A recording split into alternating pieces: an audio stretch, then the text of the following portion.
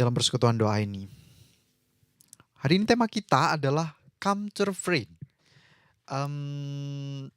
Datang untuk menahan diri gitu ya. Nah, nanti kita akan lihat bersama. Saya ambil dari teks supaya kita nggak ngelantur nanti ke sana kemari. Saya ambil dari Injil Lukas bab 12 ayat 13 sampai 21 sebagai dasar kita untuk melihat kembali, memperteguh masa prapaskah kita yang hampir sedikit lagi kita sudah sampai di garis finish gitu. Kita baca bersama dari Injil Lukas bab 12 ayat 13 sampai 21. Inilah Injil Yesus Kristus menurut Lukas. Dimuliakanlah Tuhan.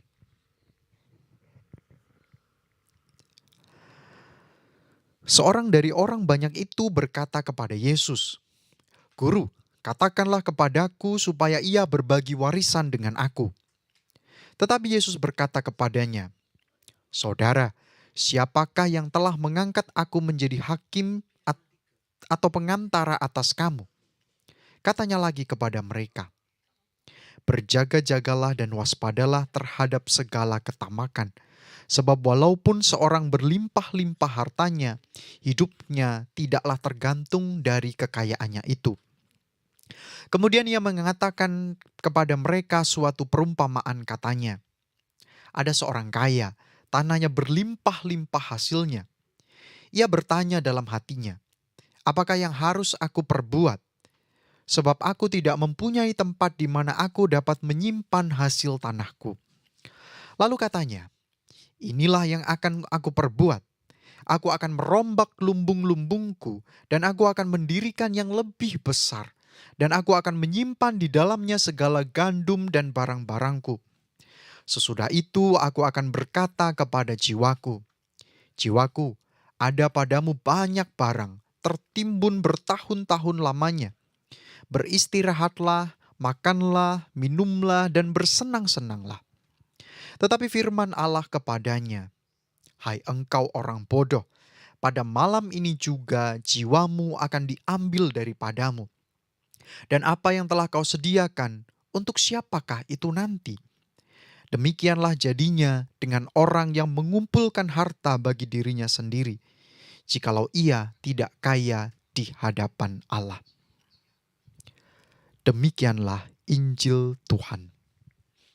Terpujilah Kristus. Nah, kita gunakan teks ini sebagai dasar kita untuk menginjak ke tema kita. Saya mau lebih menyingkat ini supaya lebih mudah untuk dipahami. Menjadi tema kita adalah menang atas diri sendiri. Karena seringkali kemudian nanti kita lihat bahwa kita kalah gitu dengan diri kita sendiri gitu. Misalkan contoh paling simpel lah, pengennya belajar nih, atau pengennya mengerjakan sesuatu hal, pekerjaan gitu. Tapi kemudian diri sendiri nggak mampu. Akhirnya apa jadinya? Rebahan. Jadinya nonton drakor. Jadinya buka YouTube. Jadinya main game gitu. Kita kalah dengan diri kita sendiri gitu. Nah, ini yang akan kita lihat ya. Kita masuk sekarang ke teks ini. Jadi kita lihat perumpamaan ini bahwa dikisahkan oleh Yesus perumpamaan ya, bahwa ada seorang yang kaya. Kayanya bukan main, tuan tanah. Dan ketika musim panen, hasil panenannya berlimpah-limpah. Hasil panenannya sungguh berlimpah, sehingga lumbung-lumbungnya tidak muat lagi untuk menampungnya. Tidak mampu lagi gitu. Terus kemudian dia dihadapkan pada pilihan. Dia mau ngapain nih dengan dengan hasil panen yang berlimpah nih. Misalkan katakanlah ini misalkan lumbungnya begitu. Lumbungnya terus kemudian tidak mampu lagi menampung gitu. Di luar itu masih banyak. Gandumnya, mungkin jagung, nggak ada ya di Israel nggak ada jagung ya. Gandum, terus misalkan anggur, terus apapun itu semuanya ada di sana gitu. Di luar masih belum bisa masuk ke lumbung. Saya mau ngapain nih dengan ini gitu. Dihadapkan pada pilihan gitu. Orang ini sangat kaya. Zaman itu kalau punya lumbung berarti dia punya tanah, terus kemudian dia punya persediaan untuk musim hujan, musim dingin, musim panas, aman semuanya. Dan dipastikan orang-orang pasti beli terhadap orang ini. Karena dia punya lumbung, nggak mungkin dia makan sendiri, nggak mungkin, pasti dijual. Nah, maka dia pasti dapat keuntungan dari situ. Nah, dia dihadapkan pada pilihan nih, saya mau ngapain ya? Hasil saya banyak banget tapi lumbungnya nggak cukup gitu. Sebenarnya dia bisa dihadapkan pada pilihan lain. Apa misalkan? Diberikan kepada orang yang butuh, entah pekerjanya, entah karyawannya, tetapi dia tidak memilih itu. Dia memilih untuk memperbesar lumbungnya sehingga bisa disimpan semuanya. Lihat ya, dia mementingkan diri sendiri. Kita stop di sini tentang pilihan itu tadi, pilihan. Saya berikan contoh lain. Contoh ini nyata, saya alami gitu ya. Nah, di daerah saya itu ada penjual ayam goreng. Malam-malam gini ngomongin ayam goreng jadi lapar. Hari Jumat lagi ya. Ada penjual ayam goreng sangat terkenal. Namanya saya nggak usah sebut nama ya, nanti dipikir saya di-endorse. Ada ayam goreng yang sangat terkenal begitu di tempat saya gitu. Tapi warungnya rasanya enak, tapi warungnya jelek.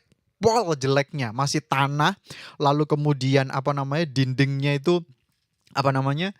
Apa sih? Bambu itu loh, bambu anyaman bambu itu gedek gitu ya. Anyaman bambu itu pokoknya jelek sekali gitu.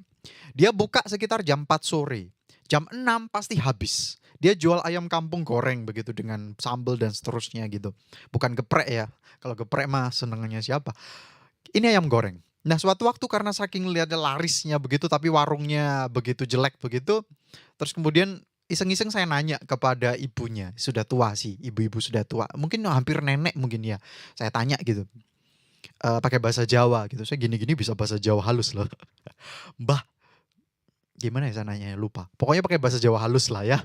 Saya jadi blank, ketahuan bohongnya. Pokoknya saya pakai bahasa Jawa, "Mbah, kenapa kok apa namanya, kok nggak buka cabang nih?" Karena, saya tahu dia sudah ditawari bahkan, apa namanya, PNS-PNS, pemerintah-pemerintah tuh pesen di dia gitu loh, untuk nasi kotak, untuk ayam dan seterusnya gitu. Kenapa nggak buka cabang aja, pasti udah banyak yang nawari gitu. Jawaban si Mbah itu hanya 2 kata, tapi bagi saya kemudian ketika saya merenungkan ini langsung muncul di otak saya. Jawabannya simpel sekali, orang Jawa Simba-simba yang jadul begitu, "Sampun, cekap." Sudah cukup bagi dia. Sudah cukup. Dia dihadapkan pada pilihan juga sebenarnya Simba ini. Dia mau kemudian memperbesar itu, artinya cuannya lebih banyak, atau kemudian dia, "Ah, enggak lah sudah," gitu. Ternyata Mbah ini lebih memilih untuk sudah, cukup gitu. Dan kemudian dia juga punya punya kecenderungan begini, kalau kemudian ada seorang yang beli banyak, banyak sekali bahkan mungkin langsung habis dibeli oleh satu orang itu, dia tidak akan mau melayani. Setiap orang harus beli 1 atau 2 porsi saja. Kenapa? Selalu berpikir tentang yang lain. Duh, kasihan kalau dibeli semua nanti yang lain nggak dapat. Ketika kemudian apa namanya, karena saya bahasa Inggris, bahasa Jawanya terbatas, saya suruh ibu saya, "Coba sih ngomong kenapa sih?" Gitu. Itu sudah besar ya, kalau dulu mah nggak mikir, kalau dulu hanya makan aja. Karena mau menggali lebih dalam gitu, kenapa sih kok nggak mau buka cabang dan seterusnya, sampun cekapnya itu kenapa gitu. Dia ngerasa bahwa dia sudah bahagia dengan begini gitu. Dia sudah cukup untuk dengan jualan segini nih sudah cukup memenuhi hidupnya. Dia dihadapkan pada pilihan, tapi kemudian dia mengejar kebahagiaan, bukan cuan, ya. Saya bukan kemudian mau membahas bahwa jangan cari cuan, oh jangan, nanti kemudian kalian kelaparan semua datang ke biara minta makan ke saya gitu. Tidak, tetapi maksud saya begini, hidup kita dihadapkan pada pilihan. Mulai dari Anda bangun pagi, buka mata melek begitu ya, sampai kemudian Anda tidur malam ini, begitu misalkan, atau pagi kalau yang senang begadang atau yang insomnia akut, Anda dihadapkan pada pilihan, banyak pilihan di dalam hidup. Gitu. Baik pilihan yang simpel, yang maksudnya nggak berpengaruh besar terhadap hidup Anda, misalkan kamu malam ini mau milih makan makan bakso atau soto gitu. Atau misalkan kamu, misalnya si JJ lagi open PO nih, open PO makanan nih, terus kemudian kalian mau pilih nih ada nasi bakmoy, terus kemudian ada tahu, ada kuah, ini JJ saya endorse loh ya. Berarti dapat nih. Atau bakso kuah gitu. Jadi milih gitu. Itu oke sih, itu pilihan tetapi tidak berpengaruh besar terhadap hidupmu ya. Maksudnya kamu makan bakso kuah atau kamu makan nasi bakmoy pun tidak berpengaruh besar gitu. Itu contoh pilihan yang simpel. Terus kemudian ada contoh pilihan yang berpengaruh besar di dalam hidupmu. Misalkan dihadapkan pada misalnya yang mau menikah nih ya, kan banyak nih anggota SCM yang kemudian mau tunangan, mau nikah gitu, atau yang kalau yang jomblo akut kayak si Fangki sih masih jauh pilihannya ya. Nanti nanti kemudian misalkan dihadapkan pada pilihan, saya mau nikah dengan ini atau saya mau dengan dia, yakin nggak mau nikah atau enggak? Itu pilihan. Pilihan besar tapi berpengaruh besar terhadap hidupmu. Nah, hidup kita dipenuhi pilihan itu. Masih lagi saya tambahi lagi, pilihan itu tidak gampang ya, tidak gampang pastinya gitu. Masih belum mudah saya tambahi lagi, ada setan juga masuk di pilihan itu. Artinya apa? Kalau Anda salah memilih, jadinya apa? Anda masuk ke dalam jerat setan dan artinya Anda dosa. Itu pilihannya. Dan itu pun kita alami. Contoh lah, misalkan, contoh simpel, Anda bangun pagi nih, bangun pagi, terus kemudian ngantuk banget. Tapi udah janji Anda kalau hari ini saya mau PP pagi, saya ditugaskan WL gitu ya. Sudah janji kemarin kemarin malam sudah bilang, iya saya bisa, besok saya bangun deh gitu. Ternyata pas bangun pagi itu muales gitu. Terus dihadapkan pada pilihan, aduh bangun nggak ya? Kalau nggak bangun, ya sudah, saya enak, saya bisa tidur. Tapi kalau bangun, aduh masih ngantuk, tapi tugas PP dan seterusnya. Setan masuk di situ. Misalkan yang tidur, misalkan si siapa ya? Misalkan saya gitu ya. Saya kan bangunnya pagi terus ya. Sombong nih. Misalkan saya gitu. Udahlah Dio, kamu nggak usah bangun deh. Udah tidur aja gitu. Nggak apa-apa sih skip PP sekali, nggak apa-apa lah gitu. Terus ya sudah. Kalau saya kemudian memilih untuk kemudian ikut godaan setan itu, saya tidak bangun, akhirnya saya jatuh ke dalam dosa. Meskipun pilihannya kecil, ya, antara bangun atau enggak bangun. Bukan pilihan seperti saya yang mau tetap lanjut jadi imam atau enggak, itu pilihan besar. Tapi pilihan kecil, bangun atau enggak bangun. Tapi karena ada setan di situ, kemudian itu menjadi ada bau-bau dosa atau enggak dosa. Nah, hidup kita dihadapkan pada banyak pilihan seperti itu. Dan inilah kemudian yang di dalam istilah hidup rohani disebut sebagai pertempuran rohani. Jadi setiap detik sebenarnya kita itu perang. Perang dengan diri sendiri, perang dengan setan bahkan untuk memperebutkan siapa yang menang. Allah dan dirimu atau kemudian setan yang menang, yang berhasil menarik dirimu. Itu hidup kita. Perang terus setiap hari gitu. Makanya kemudian Santo Paulus kan mengatakan perumpamaan yang benar ya Kak. Bukan perumpamaan tapi suratnya yang benar katakan bahwa pakailah ketopong keselamatan, baju zirah kebenaran, pedang pedang apa itu? Pedang kebenaran gak sih? Saya lupa. Pokoknya itu perlengkapan perang gitu. Karena setiap hari kita perang memang untuk memperebutkan hal itu terhadap pilihan-pilihan itu. Itu hal yang yang setiap hari kita lakukan.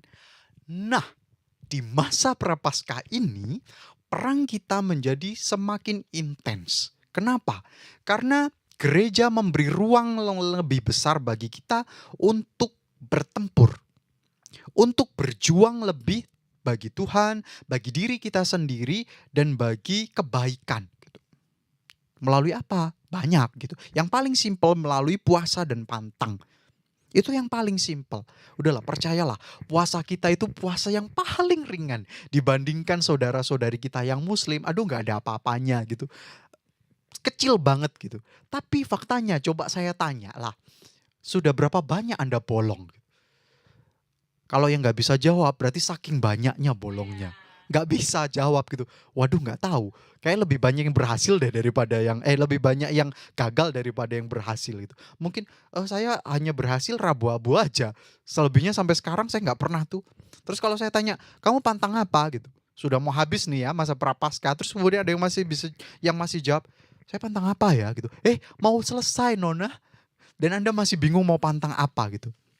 Maka bagi saya inilah ya, orang Katolik itu diberi kemudahan, tetapi dengan kemudahan itu kemudian semakin pengen lebih mudah lagi. Nah, kita masuk sekarang ke puasa dan pantang. Kita puasa dan pantang, wajib ya. Anggota SCM saya pikir nggak ada yang usianya di bawah 18 tahun kan? Ya Becky, ketua nggak ada kan ya? Semuanya di atas 18 tahun. So, artinya Anda wajib pantang dan puasa. Ya, kecuali kalau yang sudah lanjut usia, saya pikir juga nggak ada juga yang lanjut usia di SCM kan? Atau merasa lanjut usia?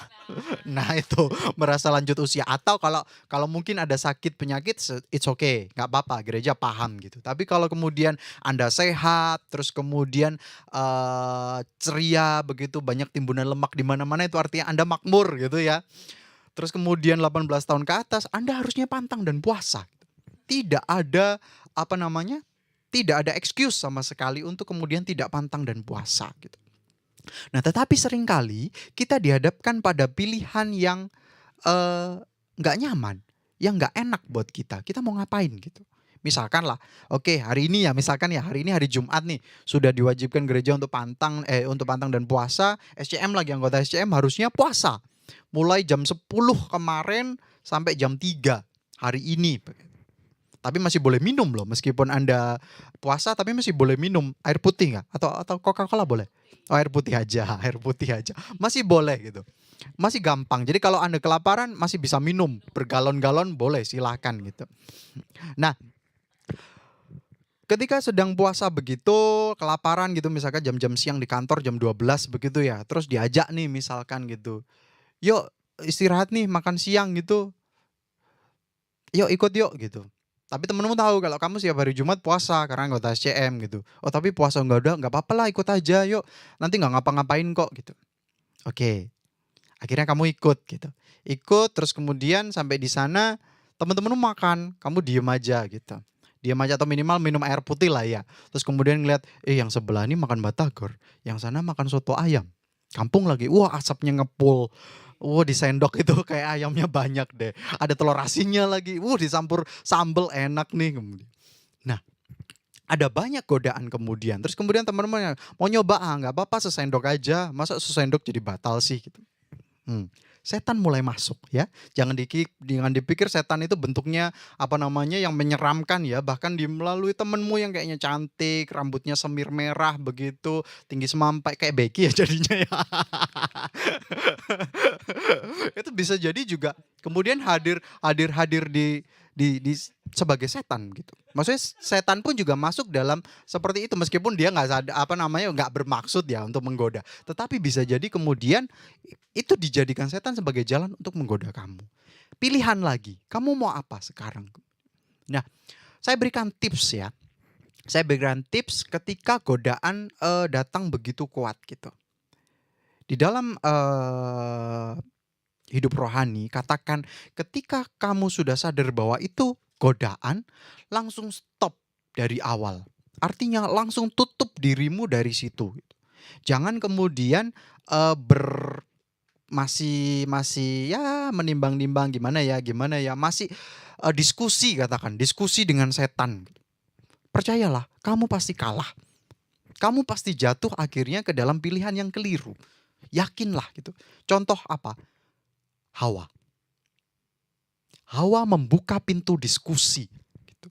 Katanya kamu nggak boleh makan itu ya kamu boleh makan semua buah ini ya gitu. Iya boleh, kecuali yang satu itu.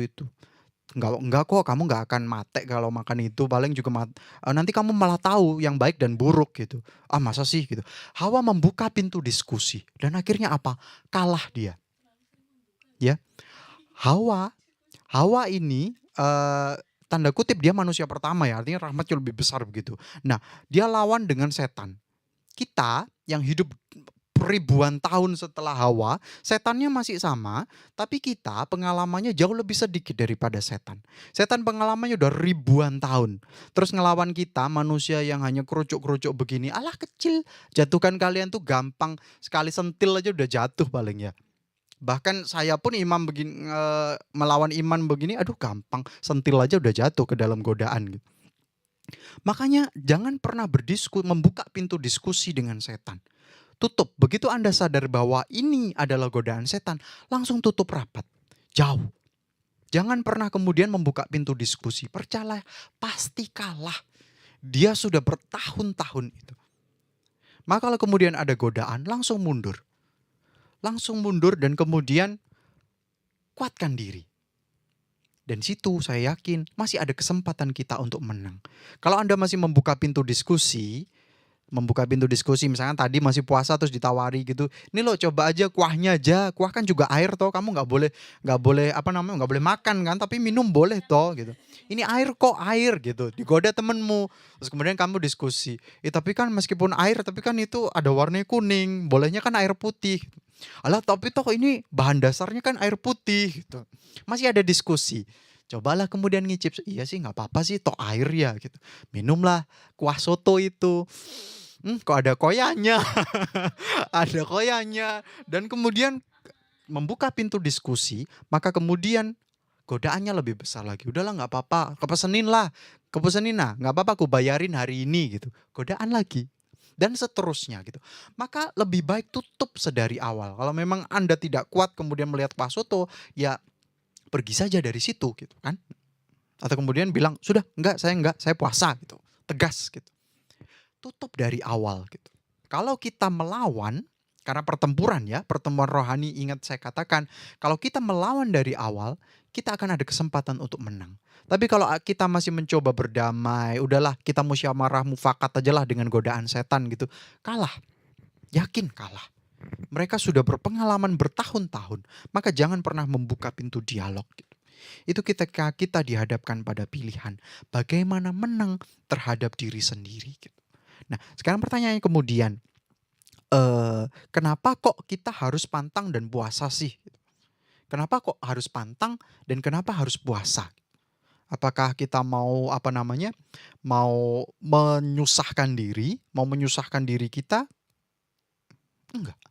Kita pantang dan puasa sebenarnya ini latihan. Gereja mau mengajak kita untuk melatih gitu, merasakan bagaimana sih susahnya menjadi orang yang, apa namanya, kelaparan, orang yang ketika makan tidak bisa makan dengan sesuai apa yang dia pengenkan gitu. Kalau kita kan mungkin mau pengen makan apa dapat gitu, mau pengen apa aja dapat gitu. Tapi masih banyak orang di luar sana yang kemudian tidak bisa. Bahkan ketika pengen makan pun mereka nggak tahu mau makan apa, nggak tahu harus makan apa gitu. Karena nggak ada apa-apa dan nggak ada uang untuk itu. Nah, kita diajak untuk punya hati bagi mereka gitu. Makanya kita diajak merasakan itu. Karena kalau kemudian, apa namanya, kita diminta untuk merasakan bagaimana salib Tuhan kan terlalu ekstrim ya. Karena udahlah penderitaan kita nggak ada apa-apanya dengan, salib Tuhan gitu. Makanya kita diminta untuk merasakan hal yang kecil-kecil, yang simpel dulu gitu. Dan harapannya kita bisa peduli terhadap orang, kita bisa punya waktu untuk, mmm, Tuhan dan untuk sesama gitu. Melalui puasa dan pantang. Bahkan dalam pantang pun sekalipun, pantang tuh nggak harus pantang daging, pantang garam, pantang apa ya gitu. Tapi bisa jadi juga, saya tuh punya kecenderungan untuk nggak bisa ketika apa namanya, ketika melihat ada satu hal yang harus diselesaikan, langsung pokoknya mantengin komputer, mantengin apa namanya, HP begitu untuk menyelesaikan itu. Makanya kemudian saya ngerasa lelah sekali dengan mata gitu. Nah, makanya di pantang ini saya pantang untuk kemudian menggunakan HP dalam waktu yang lama. Gampang ya kayaknya ya, alah gampang gitu. Ternyata nggak semudah itu. Ketika kemudian saya meletakkan HP terus kemudian, saya ngapain ya? Kok nggak tahu biasanya ini bisa pegang HP, bisa menyelesaikan apapun, ngedit lah atau apapun, ngetik dan seterusnya, bisa buka laptop dan seterusnya. Saya ngapain nih? Kok kok nggak bisa ngapa-ngapain gitu. Nah, sebenarnya di saat itulah kita bisa punya waktu lebih bagi Tuhan dan mungkin bagi sesama. Kita bisa gunakan waktu kita untuk berdoa, untuk barangkali menulis hal-hal refleksi barangkali, atau kalau di rumah tinggal bersama dengan keluarga, dengan siapapun, bisa punya waktu bagi yang lain. Berbicara yang selama ini mungkin nggak pernah punya waktu, sekarang bisa waktu untuk berbicara, ngobrol, dan seterusnya gitu. Sebenarnya itu tujuannya. Dan kemudian misalkan,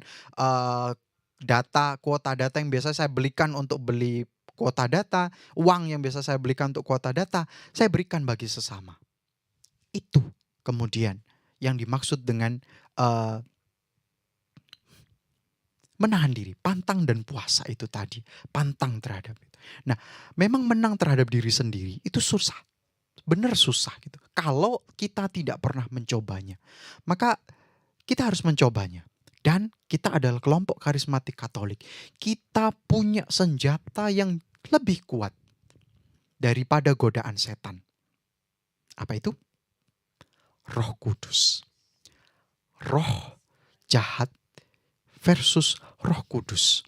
Dan Allah tidak akan pernah kalah. Sejauh Anda memberi kesempatan bagi Allah untuk berkarya di dalam hidup Anda, di dalam hati Anda, membantu Anda memilih, Allah akan bekerja. Dan Allah tidak akan pernah kalah terhadap kejahatan. Maka mari di masa Prapaskah yang kurang berapa hari ya? Beberapa minggu ya. Minggu depan, hari Minggu depan, minggu besok dan minggu depannya lagi, kita sudah masuk ke Minggu Palma.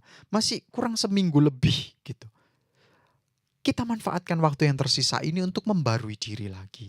Memperbarui semangat kita lagi untuk menang terhadap diri sendiri. Tidak kalah dengan keinginan daging kita, tidak kalah dengan keenakan kita. Enaknya rebahan, enaknya makan, enaknya main HP-HPan gitu. Enggak. Kita tidak mau ikut serta seperti itu, tapi kita mau menang terhadap diri sendiri. Kita mau menjadi pengemudi terhadap diri kita sendiri. Kita bisa menguasai diri kita sendiri. Dan kita tidak akan bisa sendiri tentunya, tetapi kita perlu bantuan Roh Kudus. Maka hadirkan Roh Kudus. Kita adalah kelompok karismatik Katolik, maka kita dekat dengan Roh Kudus. Seharusnya kita bergaul erat dengan Roh Kudus. Roh Kudus adalah pembimbing. Maka kita akan dibantu pasti untuk memenangkan pertempuran rohani itu. Memenangkan diri kita, memenangkan hati kita bagi Allah. Maka di waktu yang tersisa ini, bukalah hatimu bagi Roh Kudus. Sadari bahwa begitu besar kasih Tuhan. Nanti di masa Pekan Suci nanti kita akan disadarkan bahwa kasih Tuhan itu begitu besar. Dia beri hidupnya, dia disalib, semuanya itu bagi kita. Nah sekarang kita mau ngapain? Kalau pantang dan puas saja kita gak mau. Tuhan sudah beri segalanya, but you do nothing. Maka mari kita memperbarui diri kita. Sadari bahwa begitu besar kasih Tuhan. So kamu mau apa dengan kasih Tuhan itu? Undang Roh Kudus dalam hidupmu dan biarkan dirimu menang terhadap godaan-godaan setan. Amin. Mari sekarang kita siapkan hati kita. Kita mau kembali memperbaharui hidup kita, memperbaharui semangat kita di masa Prapaskah ini. Kita mau sadari betapa besar kasih Tuhan bagi